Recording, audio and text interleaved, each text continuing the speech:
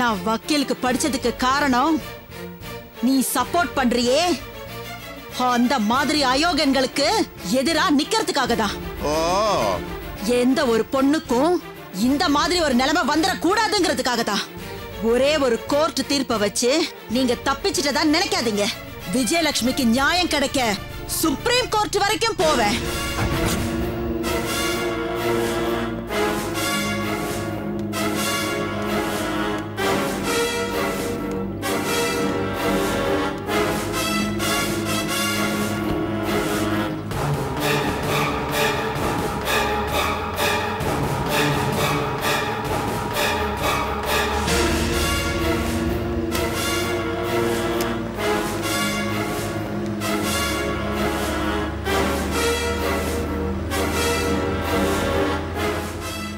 என்னடா நாச்சு, இந்த பொம்பளை சுப்ரீம் கோர்ட் வரைக்கும் போவேன்னு சொல்றா? அட என்றா நீ ஊர்ல இருக்கிற எல்லா பொம்பளைகிட்டே போய் நாம நல்லவங்கன்னு சொன்னோம்னு வச்சுக்க, நாசமா பொண்ணு மண்ணவாரி தாண்டா நம்மளை பார்த்து தூத்துவாங்க. அந்த மாதிரி தாண்டா இவளு அடிச்சா வலி இருக்கிற வரைக்கும் சத்தம் வரத்தாண்டா செய்யும். அதெல்லாம் நம்ம காதலியே வாங்கி கூடாதுடா.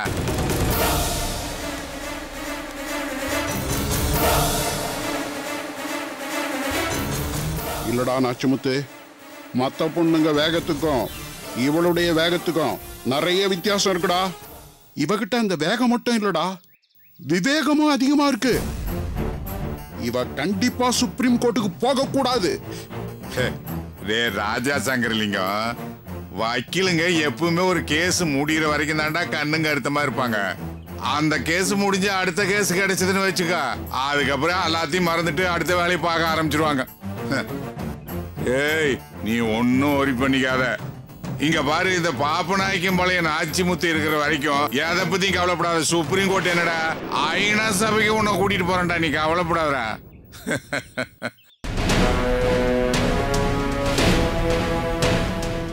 என்ற யோசிக்கிற நான் இருக்கேன்டா, நீ வாட வாட. நீ எட்ரா கண்ணு வண்டிய. சரி அங்கிள்.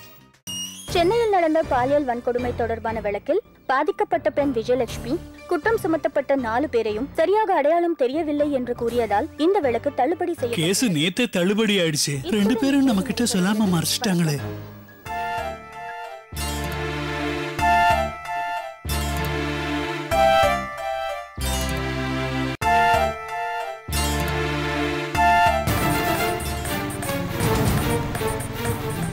பாலு பாலு, என்னடா ஆச்சு? கோர்ட்ல என்னடா நடந்தது?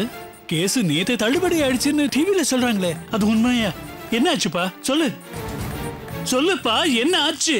ஆமாப்பா, எல்லாமே நிஜம்தான். எல்லாம் முடிஞ்சு போச்சு. நம்ம பட்ட கஷ்டத்துக்கும் போராட்டத்துக்கும் எந்த அர்த்தமும் இல்லாம போச்சு.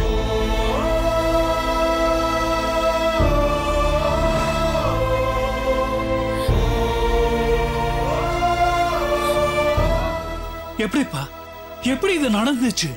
உண்மை நம்ம பக்கம் இருக்கிறப்ப எப்படி இந்த கேஸ் தள்ளுபடி பண்ணாங்க? அதுவா, கிருஷ்ணாவும் அவன் ஃப்ரெண்ட்ஸும் எந்த தப்பும் பண்ணலன்னு விஜயே கோர்ட்ல சொல்லிட்டாலே. விஜய், உனக்கு என்ன பைத்தியம் பிடிச்சிருக்கா? சொல்லு. எல்லாம் கூடி வர நேரத்துல இப்படி ஏன் சொன்ன? உனக்கு நீயே துரோகம் பண்ணிக்கிட்டியா? ஏன் இப்படி பண்ண? சொல்லு விஜய், சொல்லு.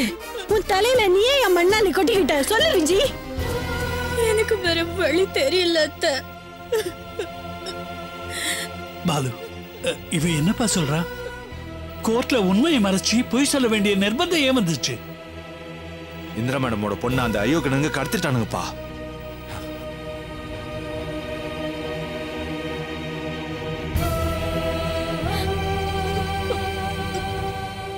கோர்ட்ல விஜய் உண்மையை சொன்னா அந்த பொண்ணை சீரழிச்சிருவேன்னு மிரட்டிருக்காங்கப்பா.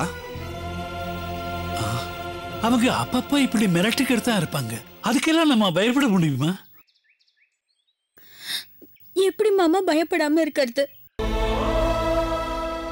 என்ன சீரழிச்சு அதே இடத்துல அவளை பிடிச்சு வச்சிருந்தாங்க. நான் சொன்னபடி செய்யலன்னா இவளை பொணமா தான் பாப்பீங்கன்னு நேரடியாவே மிரட்டினாங்க. அந்த நிலைமையில அவளை பார்த்ததுக்கு அப்புறமும் நான் எப்படி உண்மையா பேச முடியும்? ஐயோ படுபாவிங்க, மேலும் மேலும் இப்படி அக்கிரமம் பண்ணிட்டு இருக்கானுங்களே. அவனுங்களுக்கெல்லாம் ஒரு முடிவே வராதா? புயல் மழை பூகம்பம்னு ஆயிரக்கணக்கான அப்பாவி ஜனங்க செத்து போறாங்க. அந்த மாதிரி அவனுங்களுக்கு ஒரு சாவு வராதா? ரஜி அழாதம்மா. விஜி, இந்த விஷயத்தை நீ போலீஸ் கிட்ட சொல்லிருக்கலாமேமா. போலீஸும் பணத்துக்கு விலை போயிட்டாங்க பாபா. யார்கிட்ட நான் உதவி கேட்டு போனாலும் கடைசியில சுகன்யாவோட வாழ்க்கை தான் பலியாகும். எனக்கு நியாயம் கிடைக்கணுங்கிறதுக்காக இன்னொரு பொண்ணோட வாழ்க்கையை என்னால அழிக்க முடியாது மாமா. பாலு, நம்ம வக்கீலம்மா என்ன சொன்னாங்கப்பா? இந்த பிரச்சனைக்கு இதான் முடிவா? சுப்ரீம் கோர்ட்ல அப்பீல் பண்ண போறதா சொன்னாங்க. பட் எனக்கு அதுல கொஞ்சம் கூட உடன்பாடு இல்லப்பா. ஏன்பா? அங்க மட்டும் நமக்கு நியாயம் கிடைக்கும்னு என்னப்பா நிச்சயம்? பணத்தையும் அதிகாரத்தையும் வச்சு அங்கேயே அவனுங்க சட்டத்தை விலைக்கு வாங்கிடுவானுங்க. முடிவு தான் தெரிஞ்சதுக்கு அப்புறம் எதுக்குப்பா தேவையில்லாம அலையணும்? ஏற்கனவே இந்த கேஸுக்காக நான் நிறைய கஷ்டப்பட்டிருக்கேன். வேலைக்கு போக முடியாம, சரியா சாப்பிடாம, தூங்காம, வாழ்நாள் முழுவதும் அனுபவிக்க வேண்டிய வேதனைய இந்த கொஞ்ச நாளே அனுபவிச்சிட்டேன்ப்பா. திரும்பவும் இதெல்லாம் அனுபவிக்கிறதுக்காக உடம்புல தெம்பும் இல்ல, இனிமே தோல்வியை தாங்கிக்கிறதுக்கு மனசுல சக்தியும் இல்ல.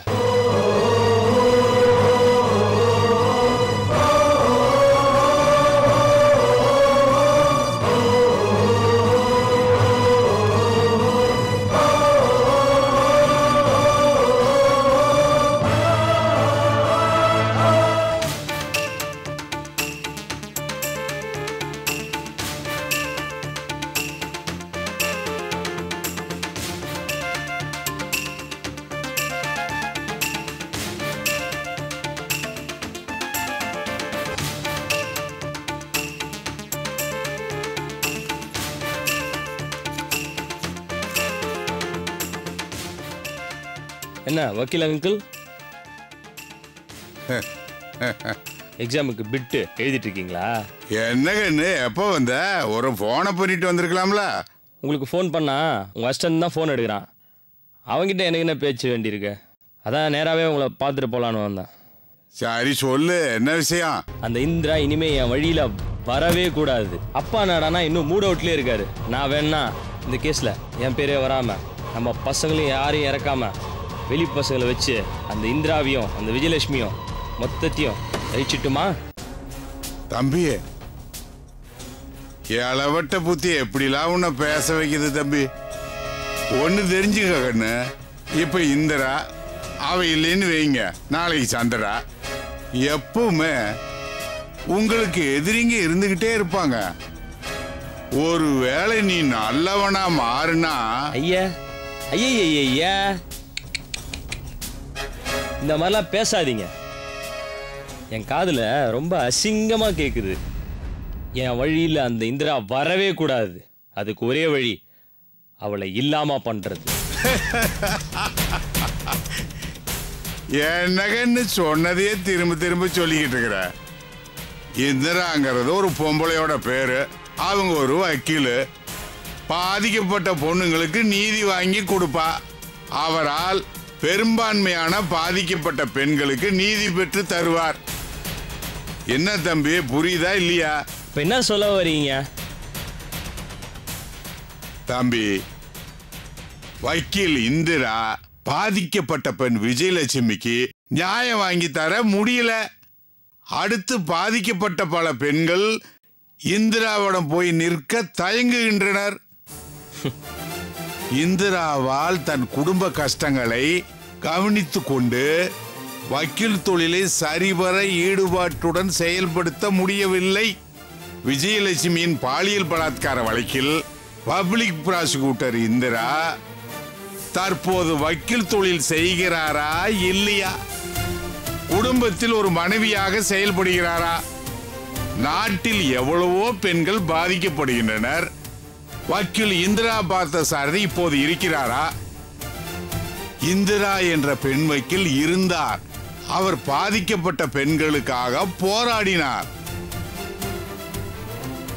இப்படி கொஞ்சம் கொஞ்சமாக அழிக்கணும் தம்பி.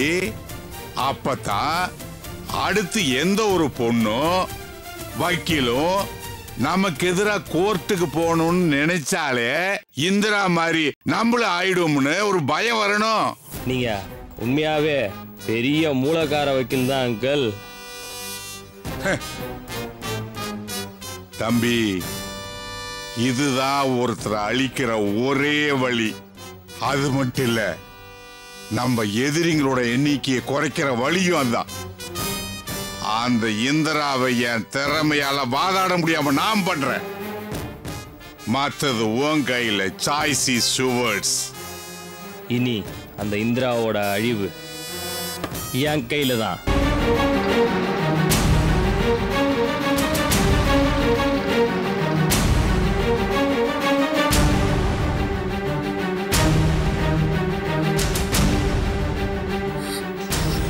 அம்மா அம்மா அம்மா தாத்தா அம்மா அம்மா பாட்டி அம்மா அம்மா சுமதி, காவ்யா, அம்மா, ரவி, பாட்டி எப்படி இருக்கீங்க? அம்மா, அப்பாக்கு இப்படி ஆகும் நான் நினைக்கவே இல்லம்மா. நல்லா தானமா இருந்தாரு, திடீர்னு ஏமா இப்படி ஆச்சு? அம்மா சொல்லுங்கம்மா. ஏய், உனக்கு என்னடி ஆச்சு? வந்ததும் வராதமா கண்டதையும் வளரிட்டு இருக்க. அம்மா, அப்பாக்கு இப்ப எப்படிமா இருக்க? சரி, நல்லதானே இருக்காரு? பயப்பட மாதிரி இல்லல? எந்த ஹாஸ்பிடல் காட்டுமா? வா வா. இருடா இருடா இருடா, ஏன்டா இப்படி பதட்டப்படுற? எனக்கு தலையே சுத்துது. அப்பா நல்லா தானடா இருக்காரு? நல்லா தான் இருக்காரா? எதுக்கு ஆளாளுக்கு அவரை பத்தியே கேட்டுட்டு இருக்கீங்க? அப்பாக்கு ஹார்ட் அட்டாக் வந்துருச்சு. நீங்க எல்லாரும் வாங்கன்னு சொல்லி பாலு எனக்கு ஃபோன் பண்ணானே, அதை கேட்டுட்டு தான் நாங்க அடிச்சு புடிச்சிட்டு வரோமா. நீங்க எல்லாம் பயப்படுற மாதிரி அப்பாவுக்கு ஒண்ணும் ஆகல. ஆனா பாலு ஏன் அப்படி சொன்னான்னு எனக்கு புரியலையே. பாலு, அம்மா அம்மா அதை விடுங்கம்மா. அப்பா இப்ப எங்கம்மா போயிருக்காரு? பக்கத்துல இருக்கிற கடைக்கு போயிருக்காருடா. கடைக்கா? அம்மா என்னம்மா சொல்ற? கடைக்கு போன அப்பாவுக்கு ஏதாவது ஒண்ணு ஆகி கடைக்கார பாலுவுக்கு ஃபோன் பண்ணி பாலு எங்களுக்கு தகவல் சொன்னானோ? அம்மா என்னம்மா இது? என்னடா நீ தைரியமா இருக்கிற, என்ன குழப்பிடுவ போல இருக்கே. அம்மா அம்மா அம்மா இங்க பாருமா, நீ டென்ஷன் ஆகாதம்மா. அக்கா குடிக்கா. ஏய் காவ்யா, போய் தண்ணி எடுத்துட்டு வா போ. சீக்கிரமா காவ்யா. அம்மா உட்காருங்கம்மா, உட்காருங்க. ஏய் காவ்யா, சீக்கிரமா தண்ணி எடுத்துட்டு வா. இதோ வரேன். அம்மா கொண்டா. அம்மா அம்மா இந்தாங்கம்மா, தண்ணியை குடிங்கம்மா. அம்மா இப்ப எப்படிமா இருக்கு? பரவாயில்லம்மா, ஒண்ணு இல்லையே.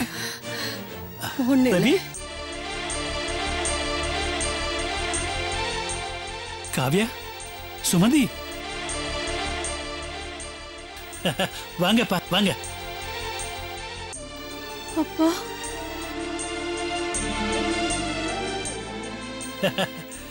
நீங்க எல்லாருமே என் பர்த்டேக்கு ஒன்னா வருவீங்கன்னு நினைச்சேன். அன்னைக்கு விட்டுட்டு இன்னைக்கு வந்திருக்கீங்களே, என்ன விசேஷம்? அப்பா அப்பா உங்களுக்கு ஒண்ணும் ஆகலையே, நீங்க நல்லதானப்பா இருக்கீங்க. போடா, எனக்கு என்னடா ஆக போகுது? என் மனசு சரியில்லைங்கிறது தவிர என் உடம்புல ஒரு குறையும் இல்லடா. இப்ப தம்பா நிம்மதியா இருக்கு. அப்பா, அப்புறம் ஏன்பா பாலு உங்களுக்கு ஹார்ட் அட்டாக்னு ஃபோன் பண்ணி வர சொன்னா? ஹார்ட் அட்டாக்கா? காரணம் இருக்குக்கா. என்னடா காரணம்? பொல்லாத காரணம். நல்லா இருக்கிற அப்பாவுக்கு ஹார்ட் அட்டாக்னு சொல்ற? அறிவு இருக்கடா உனக்கு? படிச்சவன் தானே நீ?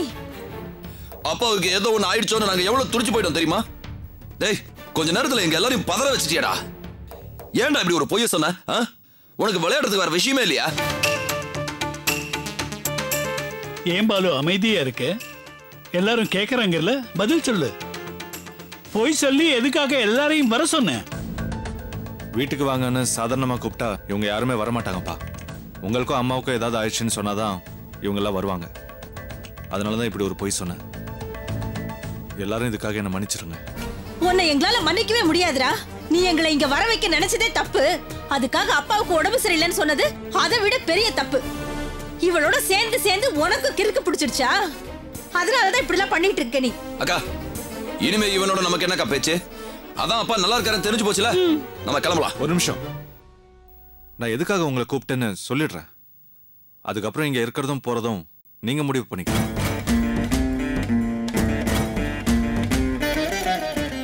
நானும் விஜயும் இந்த வீட்டை விட்டு போயிடலான்னு பிளான் பண்ணிட்டு இருக்கோம். பாலு, என்னப்பா சொல்ற? தப்பா எடுத்துக்காதீங்கப்பா. நாங்க 2 பேரும் நிதானமா யோசிச்சு தான் இந்த முடிவு எடுத்திருக்கோம்.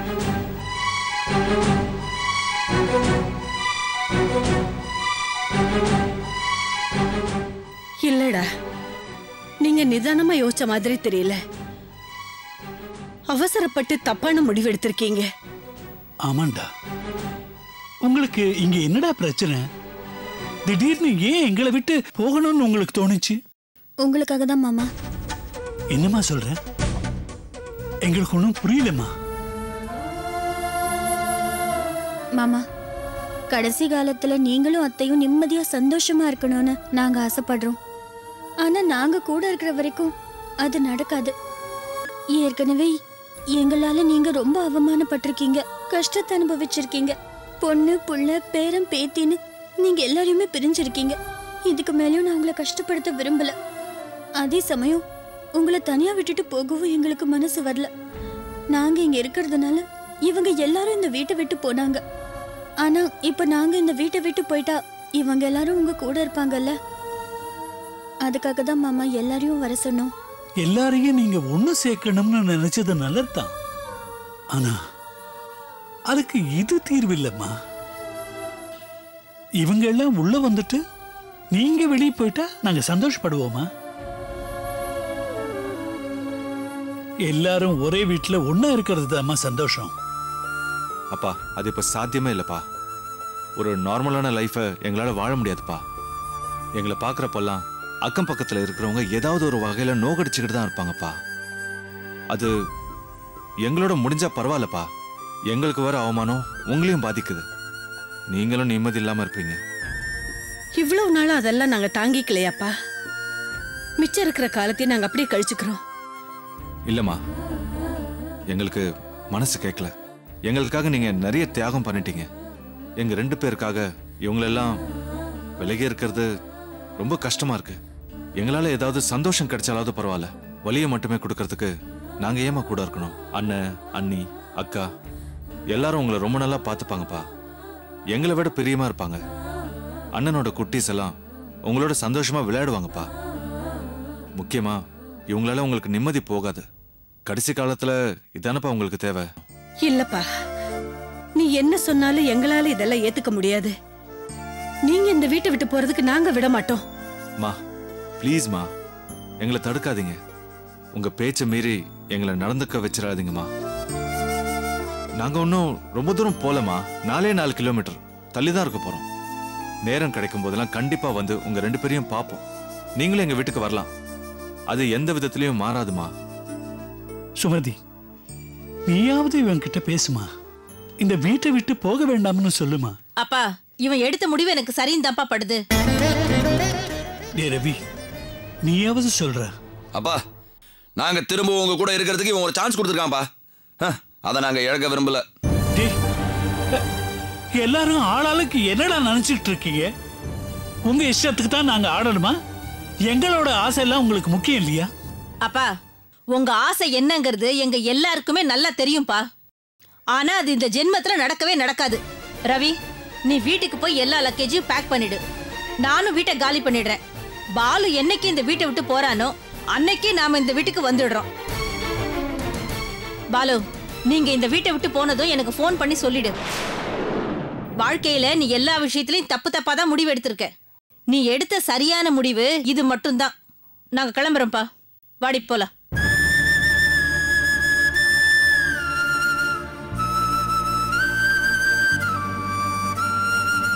பாலு, என்னப்பா இதெல்லாம்? நாங்க எப்படி?